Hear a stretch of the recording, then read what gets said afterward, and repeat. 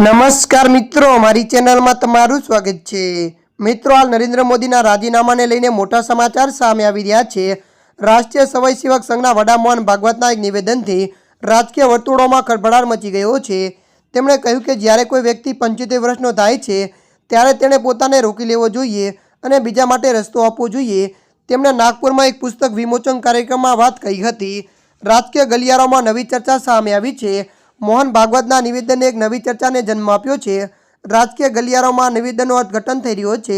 શું રાજકારણમાં પણ કોઈ વય મર્યાદા હોવી જોઈએ? ખાસ વાત એ છે કે વડાપ્રધાન નરેન્દ્ર મોદી પણ હવે તે ઉંમરની નજીક પહોંચી ગયા છે। પીએમ મોદી અને મોહન ભાગવત આ વર્ષે સપ્ટેમ્બરમાં 75 વર્ષના થશે।